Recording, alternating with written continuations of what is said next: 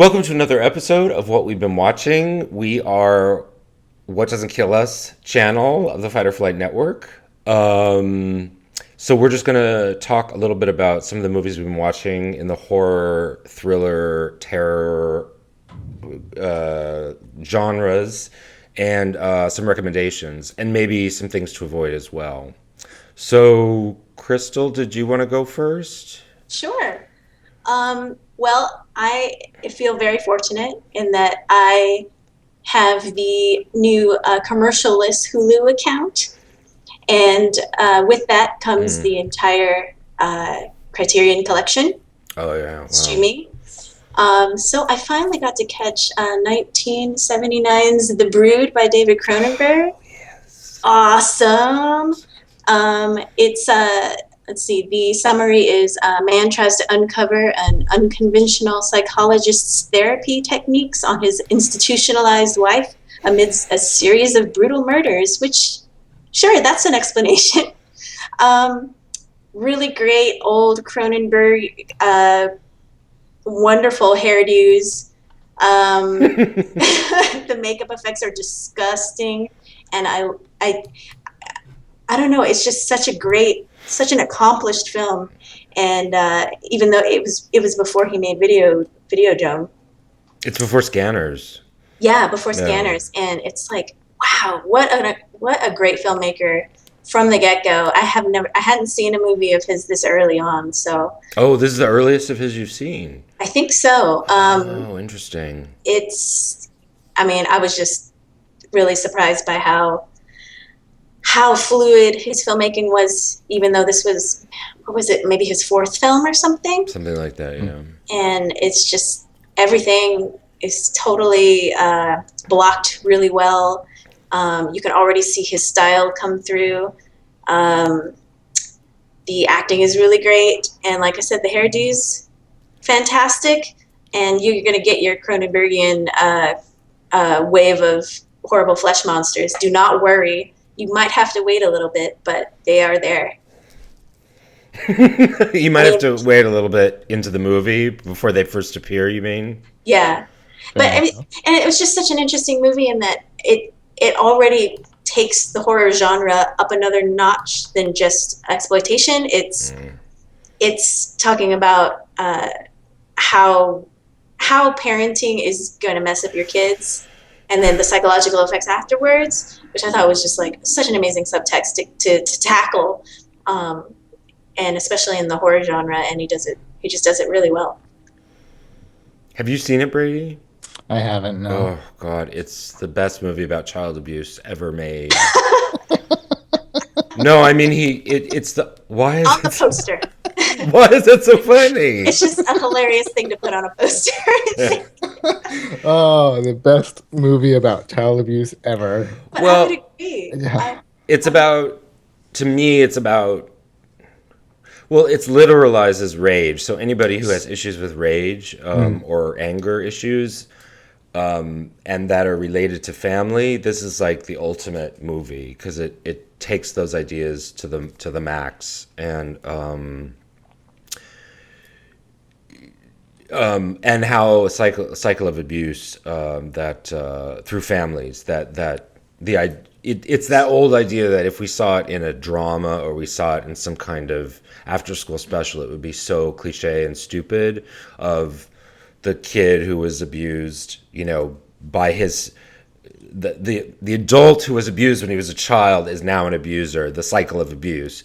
But this takes like a sci-fi horror take on that and mixes in a whole bunch of other stuff and makes it palpable in a way like no other movie I've ever seen. And I do not seek out movies about child abuse. I'm sure there are some horrendous ones out there or some brutal ones.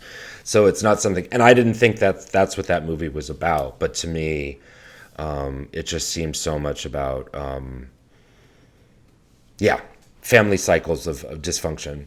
Yeah, and he does it in such a tasteful way that Mm. I don't feel, and I get, that's one of my limits is, a lot of child abuse and stuff like that. That's just like getting too dark when films go a bit too far showing that kind of stuff. And, it's just really, it's the most horrible thing I can think of, I think. But they do it in such a way that, it gets you thinking about what the cycle of abuse is like through this lens of like, and I wouldn't say it's necessarily a fun movie, but they definitely have, there's a mysterious aspect to it. There's great gore. There's great there's a bit of creature effects, and nobody acts like idiots. I don't know. I just really enjoyed it. We talked about that. You had said, Crystal, that was one of your lines in terms of things that you will shy away from, and you said you wouldn't see Precious, right? That was like Yeah. on your I will I'm not never gonna watch see that list shit.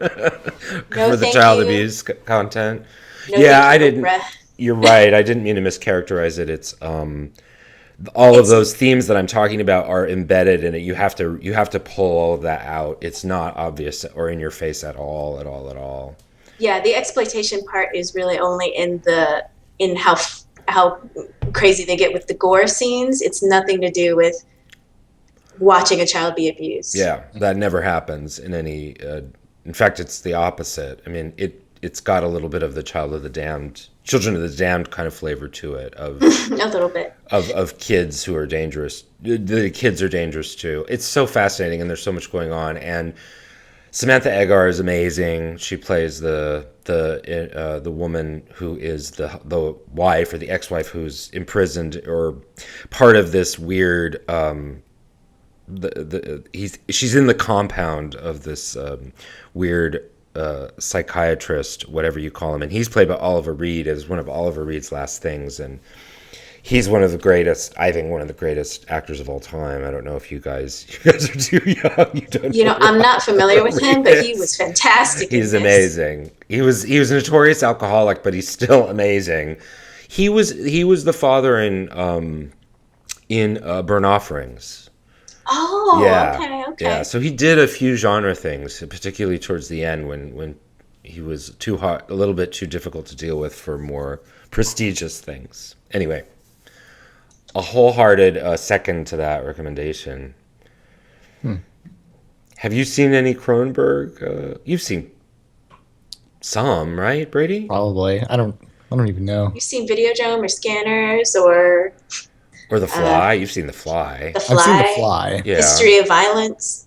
that was more recent stuff, but I think The Fly might be the only one that I've seen.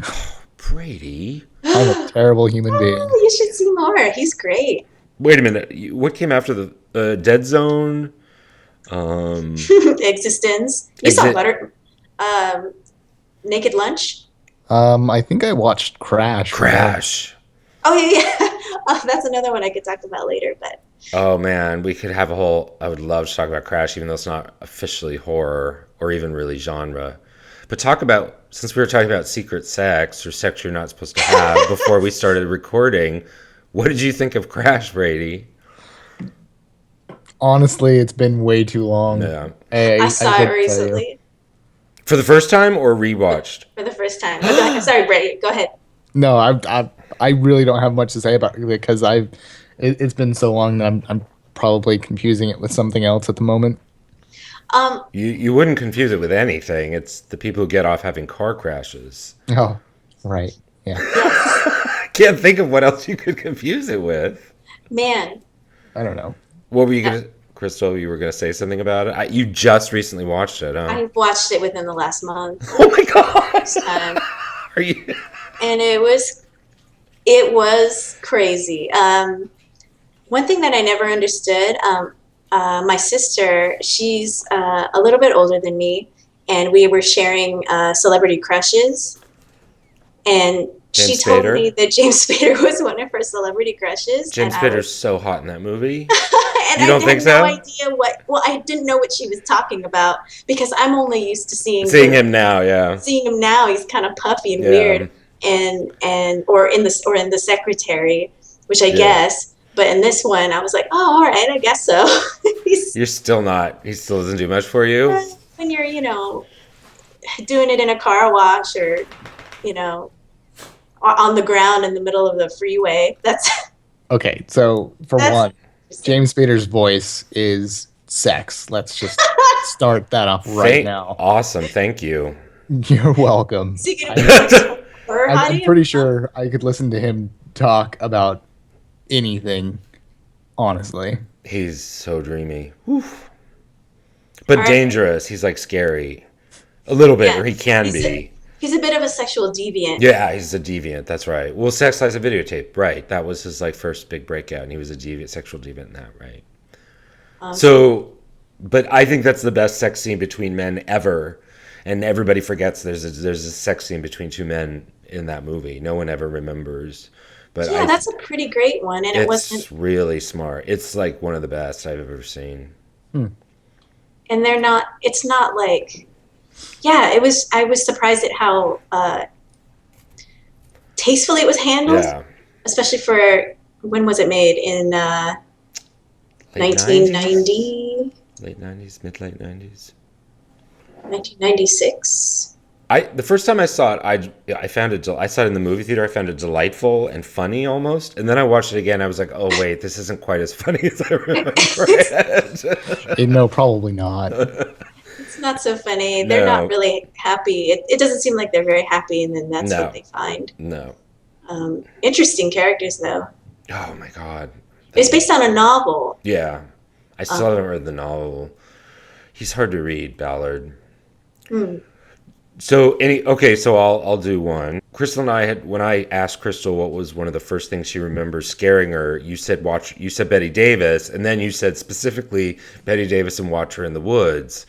Now, Watch Her in the Woods is a Disney horror film from what, like 1980. 1980. God, later than I thought. And I remember when it came out, and there was this whole to-do about the changed ending. It has this history of, they did the first version, they showed it, and the director said, oh, it was laughed off the screen, and they totally redid the ending, and then he lost control of it, and Disney did this, and it's like, there's 3 or 4 versions floating around.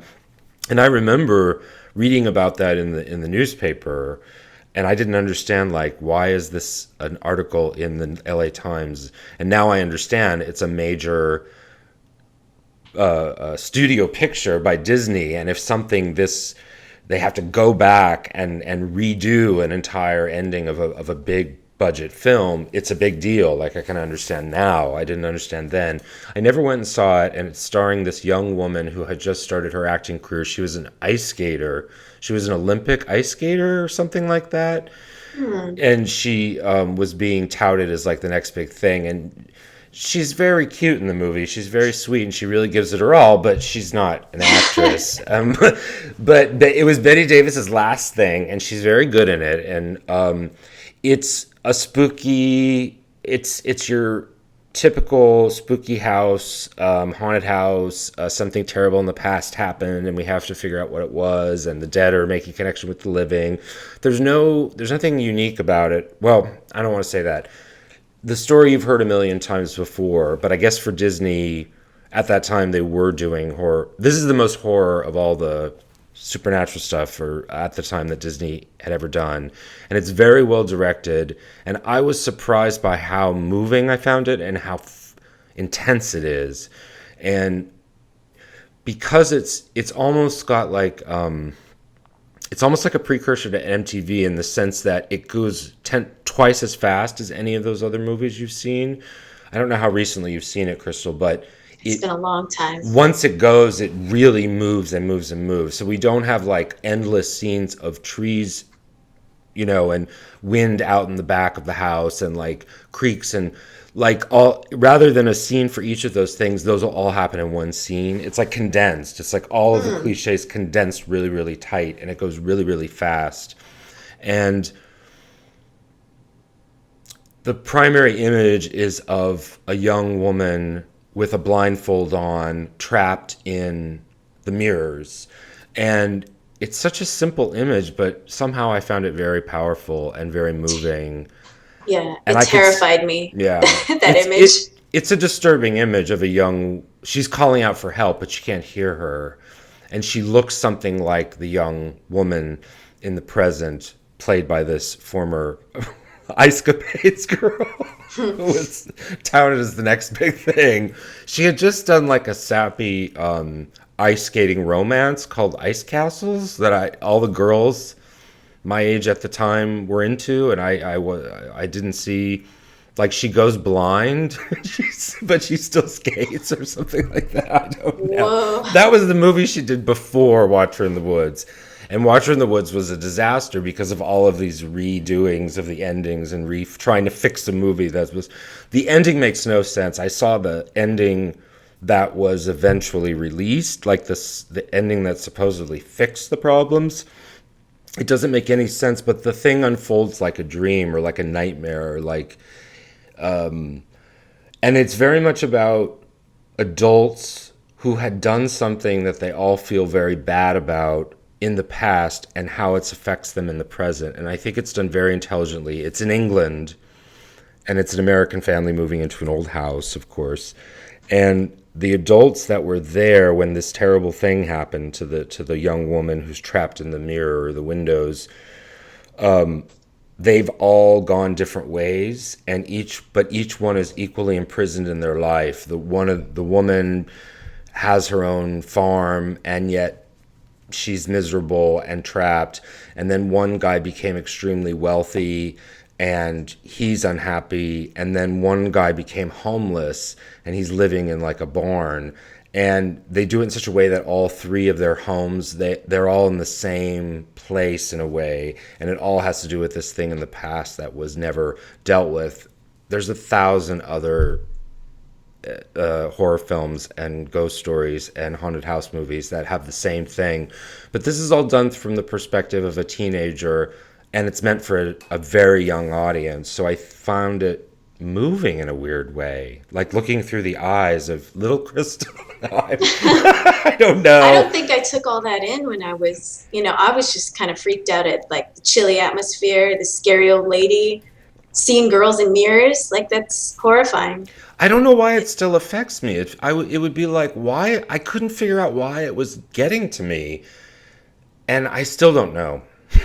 But I think people should watch it anyway, because there's something amazing about it. It does have a vibe that still maintains, even if you're not actually scared. So there's a whole fan culture of this movie and a lot of discussion online about the different endings and how it all went down and how Disney, and of course the story, one aspect of the story makes Disney look really evil. Like, we really need another story about how evil Disney is. But unfortunately, I don't think it's ever been I don't think all the endings have been released. I think, but if you search around, you can find like the endings that were scrapped, and some of them are pretty terrible, like even worse than the one that they ended up with. But it's not about story; it's more about the vibe and the feeling and the rhythm of it. And so, anyway. Yeah, it's a mood piece that just like sticks right. into your child brain and that's right. won't let go. And it still kind of works. So that was a real surprise, considering some of the horror and gore and violence I've been watching in the last 6 weeks. That actually stuck out as like a really interesting and sort of beautiful little piece, almost like a little art thing that slipped through the cracks and doesn't work, but still worth watching. Would you ever watch something like that, Brady? Would you ever go back to something that watered down? Honestly, yes. Like I said before, like I will rarely turn down an opportunity to watch a movie. Like it's just a thing that's a thing for me, because movies are just as much art as anything else to me. And honestly, it's just an experience. Like in the interview that we did, I talked about how like some of these people, even making some of the terrible movies, they're still doing some of the things that I wish I could. Like, I wish I could be making some of these movies, and some of me and my friends have written ideas for films and just never really done anything with it. So yeah, I'd totally go back and watch anything, really. Yeah, this is definitely not original material, but I think the way it's handled has some real originality to it. I think the speed of it is really, like I said, thinking with a younger person's brain, seemed to me anyway. So yeah, and they also produced Something Wicked This Way Comes, which was the Ray Bradbury adaptation. Did either of you see the film version of that? No. It's quite good. It's really good, but that has the basis in a really classic novel. And so Disney, I don't know, do they still they don't really do anything even remotely horror related now, do they? I mean, the Haunted Mansion movies, Yeah, that's really it. Disney has this weird habit of they may have their hands in something, but they're not going to put their name on it. Oh, yeah, okay. Um, a prime example is probably Nightmare Before Night Before Christmas. Christmas, yeah. Like Disney did not put their name on that for like what 8 years or something, and then once there was this huge cult following, they're like, "Oh yeah, this is Now we totally can milk Disney it and movie." ruin the Haunted Mansion with it. Oh, totally. Over decorated Macy's windows. So yeah, so I mean, there probably is something out there, but Disney doesn't actually put their name on it. Right. This definitely had the Disney name, and I think something Wicked This Way Comes was like because of its literary Ray Bradbury thing cachet. They presented it as a more of a what do you call it? Almost a prestige thing. They had an amazing cast and everything. That's another film I would recommend too. Even though I haven't seen it in forever. Have you read that book, Brady or Crystal? Do No. you remember? It's fantastic. I, It's one I of his best. Crystal, did you have any other recommendations or what you've been watching? Yeah, I had one more that's kind of on the fringe of horror, a little bit, in that I think the situation is more horrifying than the actual movie would say it is.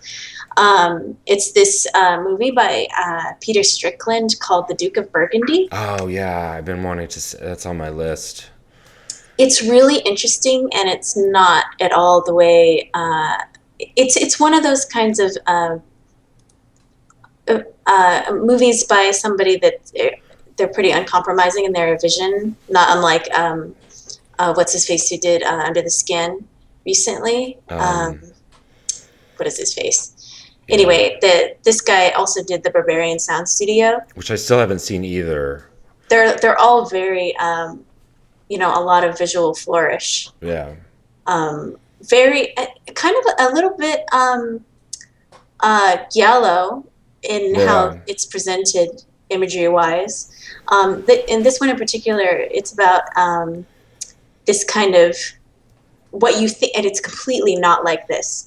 But this woman hires a housekeeper who's kind of mousy and demure, and this woman is kind of no nonsense, kind of strict businesswoman looking, kind of shoulder pads lady, and Shoulder pads lady.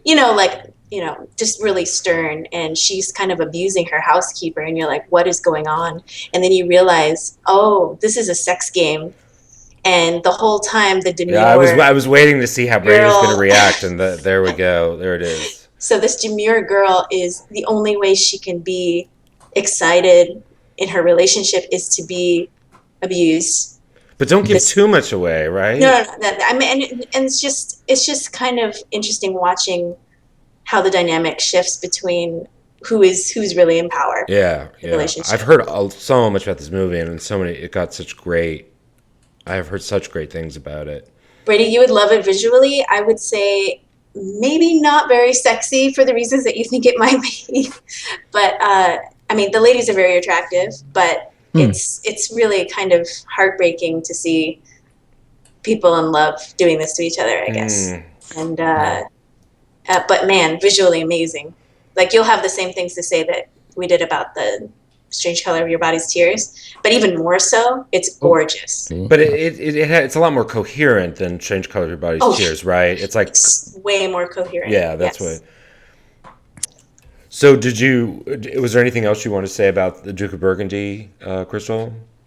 Nope, I would recommend it for anybody interested in anybody who's not afraid to take their time with challenging material that's a lot of visual and not a lot of overt telling. Mm, Uh, it's a much more just kind of lush, atmospheric, and beautifully filmed movie, and you're not going to get. It's much more coherent than Strange Color, but you're still not going to get everything answered for you. mm. Well, it's interesting you mentioned Giallo and those films because I've been watching a lot of Dario not a lot of Dario. Yeah, a lot of Dario Argento lately. I'm not a huge fan, and I've been trying to. Oh God, I don't know, and I don't know what to say about him and his films. It's so hard to, because he has such an important place in the horror world and the pantheon, and I'm not convinced he's worthy of it. I basically I watched a handful. I did watch Suspiria again to see if my initial instinct many years ago was right, that it's a terrible film. And yes, they were confirmed. It's a terrible film. I don't care what anybody says. It's even by Argento standards, that's not a very good film. Well, then it might make you feel better that he may or may not be part of writing of a remake of Suspiria.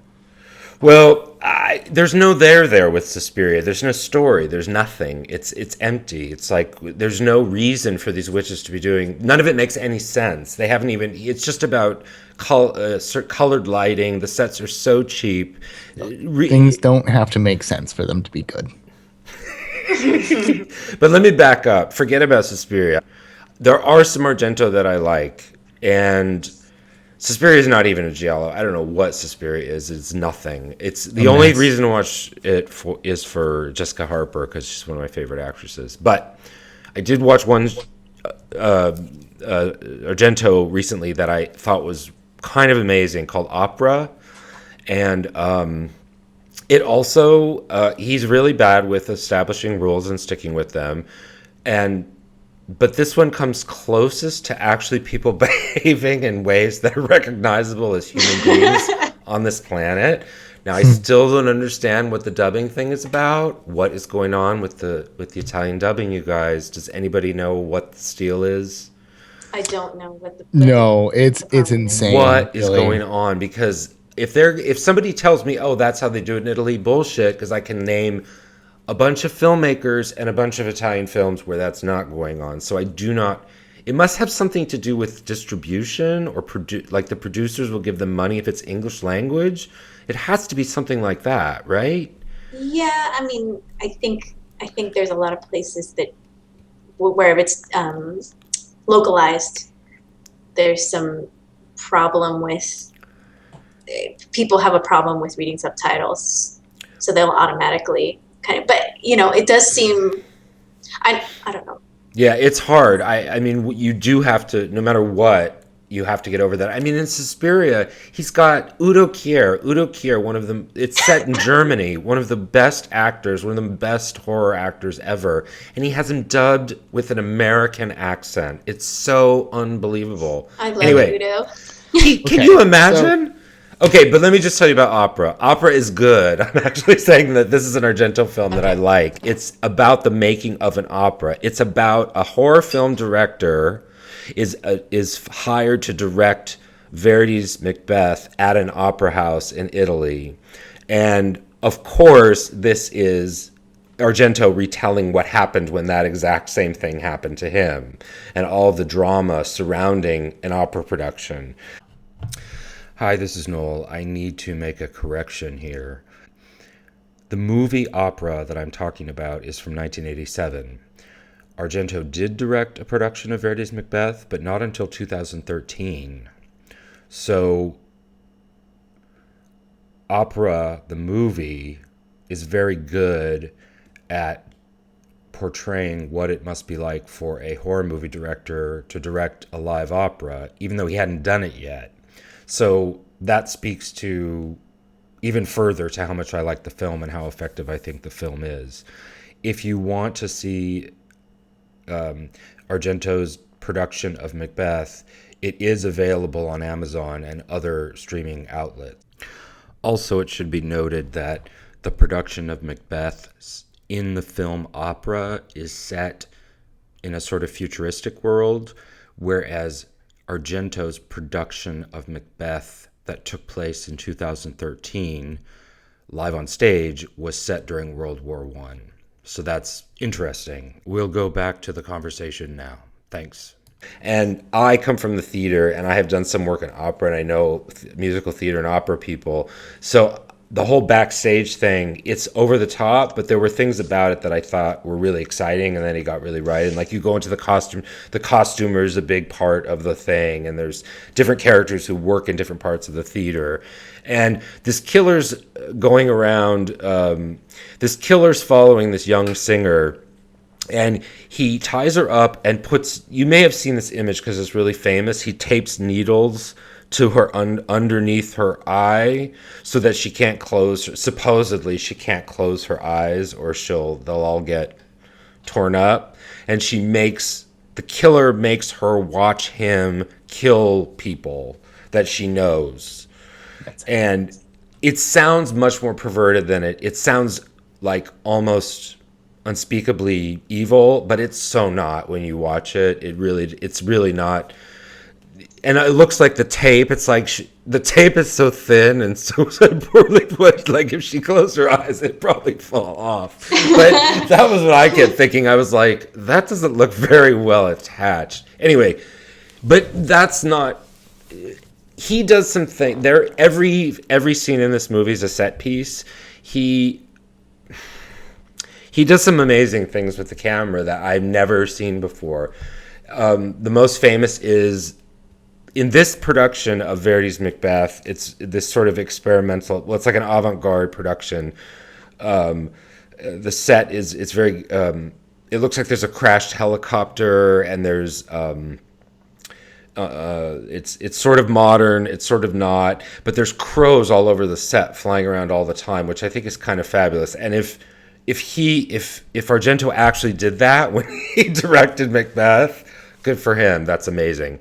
So there's crows everywhere, and there's a lot of stuff about crows, but they come out at a certain point, and they circle the theater. The Italian opera houses are actually quite small, and the camera follows the flight of these birds. The camera takes the perspective of a bird, and it's like a long extended shot. It's not just little. So there's that, and there's all these other amazing sort of sequences that he does. And just for the amazing kind of technique that he applies, it's worth watching. And the backstage stuff always warms my heart because it's my history, it's my background, it's what I know. And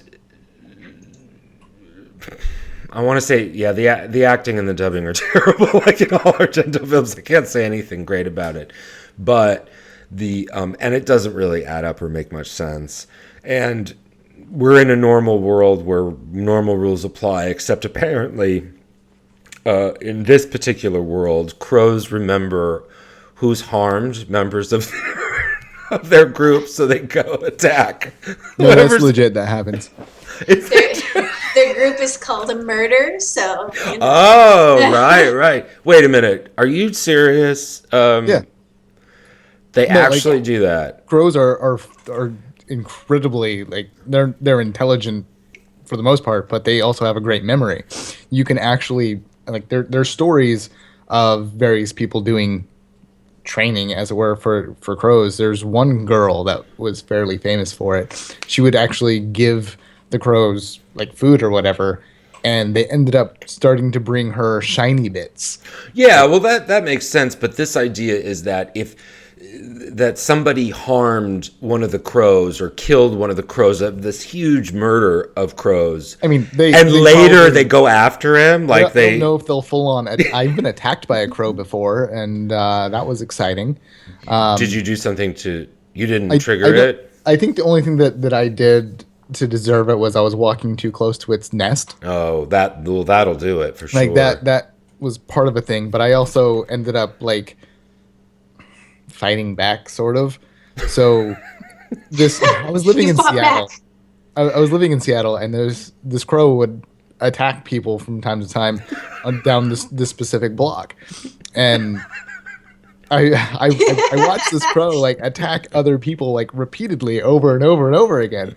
And then when it finally attacked me and I fought back, sort of I batted at it or whatever, instead of just turning and running, it never did it again. Really? Like I could walk down that block and I wouldn't have a problem. Oh, But that's really interesting. so I'm pretty sure like they might do something. I don't think a murder of crows would get together and like flat out kill someone. Well, they don't kill someone, but the whole movie hinges on the crows knowing who the murderer is. I mean, Argento gets these ridiculous ideas and he builds the whole film around them, even though they're like preposterous. And he does this incredible thing with the camera. I don't even know how he did it. This circling, and the camera goes all through the opera house and flies over the heads of the audience, and the audience are reacting really well. That the extras are better than the leads, and it's really extraordinary. And this is also the film, the famous murder where a woman is looking through a keyhole and her eye gets shot. Now, I had heard about this, and I thought that is the sickest the most perverted, sick thing. This guy is he just wants to find unusual ways to kill and maim women. But it turns out, well, it goes without saying, it turns out that it actually works in the film. It makes narrative sense. Like, I didn't think he could pull that off. And I didn't even know it was coming in this movie. And I thought, oh my God, that actually, like, he set that up in a way that it's not just sadism. It's not just like abstract or arbitrary. It actually, he works it. The whole film is about eyes, the crow's eyes and the woman's eyes with the needles, and the woman looking through the getting shot in her eye, and other people's eyes, and like the eye thing goes on and on and on. The idea of watching and being watched, and so and theater, and so it's got a lot of cool stuff going on. And as far as Argento goes, it's on the more coherent side. Sorry. The only two I've seen are the Masters of Horror ones he did. Oh, are those any good? One really. stars Meatloaf. Well, that's a that's must see in and of itself. That one's fun. It's called Pelts. And then I remember I also saw Jennifer, which is like really gross. Pelts too. So you haven't seen Suspiria? I haven't seen Suspiria. I feel like I should see it just for visuals. I mean, I think that I am still watching the Argentos because I think there's enough in them that makes them worthwhile. Like, he'll do something amazing with lighting, or he will do something amazing with the camera. But most of the time, in terms of writing, the stories, the acting, I'm sorry, it's just, and the dubbing is just appalling. Well, I want to know who sincerely enjoys his filmmaking.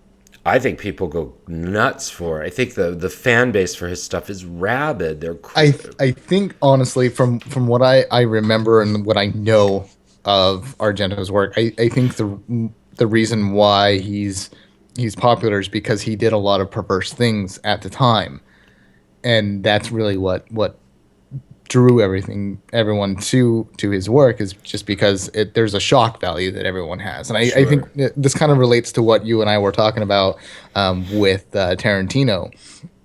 Like, people see something that's just shocking and obscure, and they're kind of drawn to it because it's unique in them. But once everyone else starts playing with that as well, it becomes sort of the norm.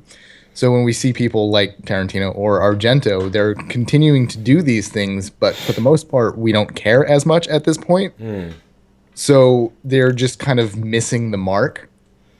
Well, that's interesting. A lot of the fans say that the movies he's been making have just been terrible since a certain point, and I'm not sure what exactly that point is, and I'm not sure why. But I think you're right. You go back and look at these movies, and they just don't. Now, maybe if I saw Suspiria on a 70 millimeter, whatever, and the soundtrack was turned up to that horrible Goblin soundtrack was turned up to 11D Stupid, and I was stoned out of my mind. Yeah, I'm sure I'll have an experience, but you're right. I don't think it has the same impact that it did. Right. Yeah. And for example, look at how frightening The Exorcist was when it first came out. Oh, but I think that holds up. You don't think? Oh, it totally holds up. Oh, it does. But to our modern audiences, when they go to watch it, it's not going to be as frightening because it's not going to like rock the world in the same way. It's true. Right. Sure, yeah. Especially with like some of the films that have been coming out when it comes to other exorcism sort of movies. Like, it's not as completely violent, and it's not as like in your face, like gory sort of things either. But if they sit down and just experience it when it comes to the music that's there, the lighting that they use, the film or the camera tricks that they use, and the special effects, like if they're actually just sitting down and experiencing that, it absolutely holds up because it set the bar at one point in time. Yeah, that's a good point, and I do think he's a bar setter. But I also think that the irony, though, is that he didn't really start out in horror. He did the giallo are detective things. They're serial killer movies, and they all end up. They're so. I mean, I've been watching other giallos, and the structure is that it has a very set structure, but the basic idea is everything's explained in like the last 5 minutes. Like you don't know why with these ridiculous speeches, and of course they're badly dubbed, so it's doubly bad or triply bad. It's like doubly bad. Oh, I would rather have them be I get it now. more of like a silent, It took me. Sorry. or in Strange Color, the one that we just saw. Yeah, I still haven't watched that. Yeah. The dub is fine because there's barely any talking, Oh, they saw. and it that isn't one. even a dub, is it, Brady? It was their real voices. Yeah, I didn't watch a dub. I watched the Yeah. subtitled. So. It was completely fine, but it does have that too, where you only find out what's happening at the Right. very end. In terms of horror, especially when we're talking about like serial killer sort of private eye or detective sort of things, that was kind of what horror was for the longest time. It wasn't about monsters and just random shit. Like it really was a human doing whatever and someone trying to figure out who the killer was. Like that was suspense is still horror in the grand scheme of things, and that's where it comes from. So Argento's transition from the suspense sort of serial killer detective things isn't too far-fetched. No, I'm just saying that it's so ironic that this guy is not a master storyteller. I'm sorry, I don't care what anybody says. He's very sloppy with his storytelling, and to have him be doing these intricate. I mean, they're relatively intricate. You have to believe basically what's going on. If it's a serial killer and there's somebody trying to figure out who does it, who's doing it, and they either figure it out or they find out. So for somebody who can't stick to a set of rules and sort of go with it or have a stable world, it's just so ironic, it's so perverse that I guess Suspiria is when he just threw all that to the wind and said, I'm just going to do all the images and all the wildness that I've been wanting to do. And that's, like you said, Brady, that's probably why it hit so hard, because he did let this very specific thing of his rip. Mm-hmm. But it's just, I think for us, or for me, it's not enough. It doesn't hold up because it's not enough. Rules are for suckers. So really, I mean, in my personal opinion, absolutely not. There needs to be a set rule, and you need to follow it.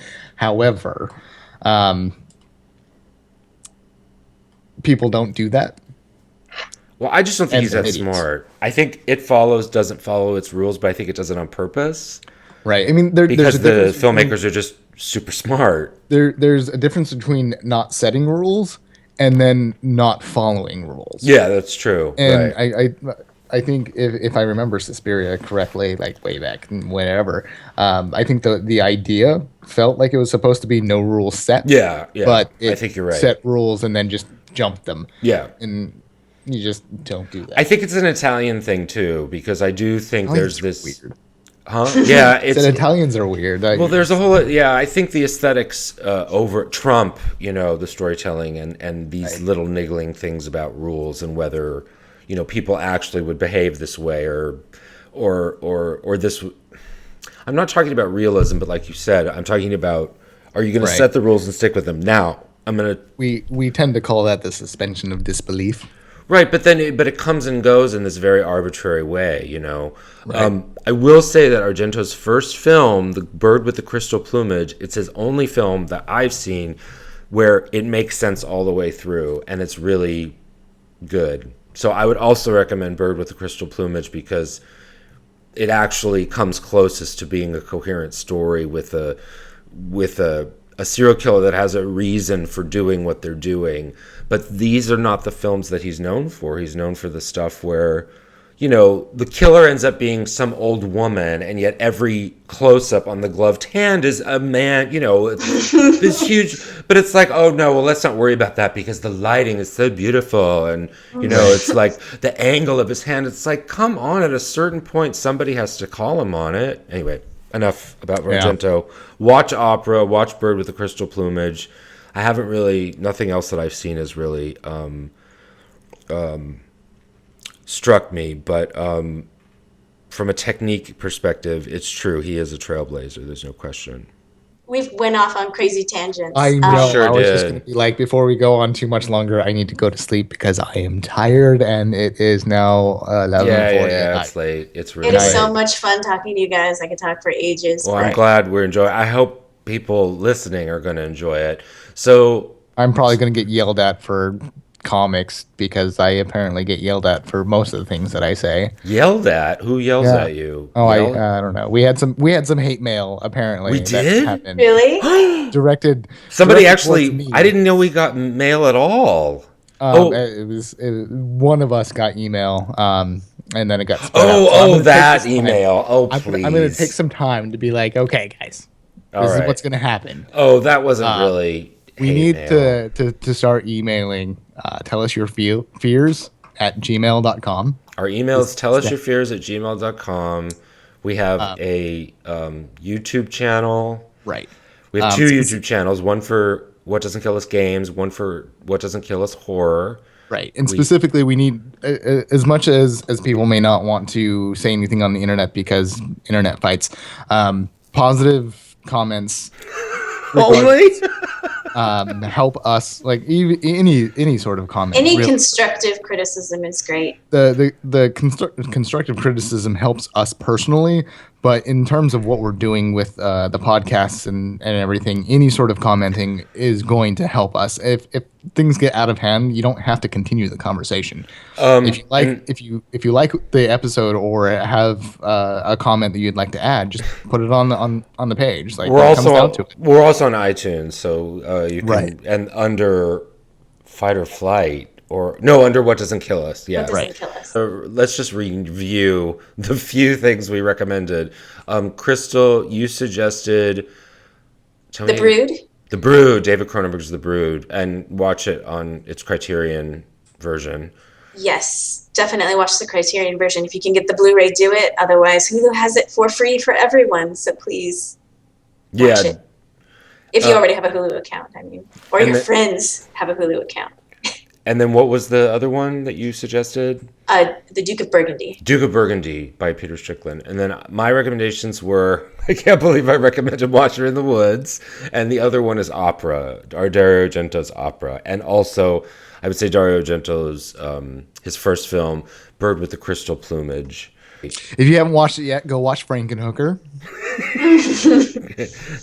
First and foremost, Right. Frankenhooker. Frankenhooker. That's going to be a focus for a while. But anyway, my suggestion is watch our show, listen to our show, rate, comment, subscribe, do all of that, and email us at tellusyourfears@gmail.com. Right. So this is going on way too long. All right. All right. Thank Good you night, for everyone. listening, and you'll hear from us soon. We'll be doing our main review of. We'll be releasing our main reviews of Crimson Peak, I Saw the Devil, and Martyrs within the next couple of weeks. So stay Don't tuned promise for that. anything. Just no promises. All right, I'll cut that part out. Got that. I mean, no, you can leave it in there, and then I'm just going to tell everyone that we promise nothing. Okay, thank you. Good night. Yes. Good night. Goodbye. Wow, that was wild.